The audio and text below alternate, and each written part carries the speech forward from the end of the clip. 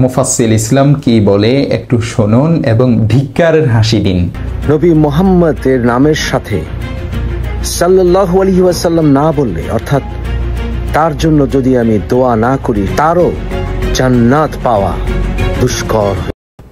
আমাদের দোয়া, দুরুদ ও সালাম ব্যতীত নবীজি সাল্লাল্লাহু আলাইহি ওয়াসাল্লাম জান্নাতে যেতে পারবেন না এমনটি নয়, এবং আমাদের দুরুদ ও সালামের কারণে নবীর মর্যাদা বাড়বে এমনটিও নয়, বরং নবীর জন্য রহমত, শান্তি ইত্যাদির দোয়া করার দ্বারাই আমাদের নবীর প্রতি কৃতজ্ঞতা ও ভালোবাসা প্রকাশ পায়। কারণ কারো প্রতি কৃতজ্ঞতা ও ভালোবাসা না থাকলে তার জন্য রহমত ও শান্তি ইত্যাদির দোয়া কেউ করে না। সুতরাং নবীর প্রতি কৃতজ্ঞতা ও ভালোবাসা আমাদের কেমন তা আল্লাহ রাব্বুল আলামিন প্রকাশ করতে চান। আর যে নবীকে যত বেশি ভালোবাসে তত বেশি নবীর জন্য দোয়া করবে, দুরুদ পাঠ করবে, এটি স্বাভাবিক বিষয়। আর যে নবীকে যত বেশি ভালোবাসে আল্লাহ তাআলাও তাকে তত বেশি ভালোবাসে।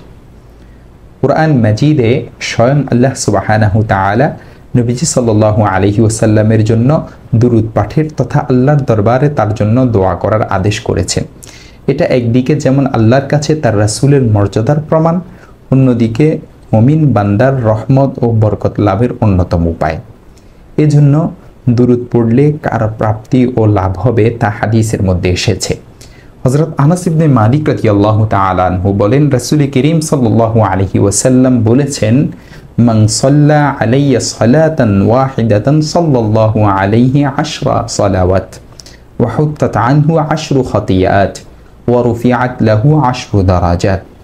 যে আমার উপর একবার দুরুদ পড়বে আল্লাহ তার উপর 10টি রহমত নাজিল করবেন, তার 10টি গুনাহ ক্ষমা করে দিবেন এবং 10টি মর্তবা বাড়িয়ে দিবেন।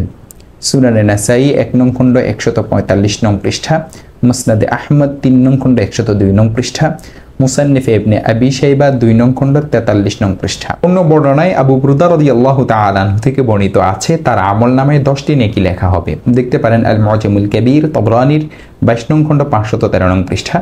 হাদিসে দুরুদ পাঠকারীর জন্য শাফাআত অবধারিত এভাবেও এসেছে। দেখতে পারেন আল মুআজামুল কবীর, তাবরানীর 5 নং খণ্ড 4481 নং পৃষ্ঠা, মাজমাউজ জাওয়াইদ 10 নং খণ্ড 254 নং পৃষ্ঠা। এবং কিয়ামতের দিন ওই ব্যক্তি নবীর সবচেয়ে নিকটবর্তী হবে যে নবীর উপর সবচেয়ে বেশি দুরুদ পড়েছে। দেখতে পারেন জামিউত তিরমিজি 1 নং খণ্ড 110 নং পৃষ্ঠা।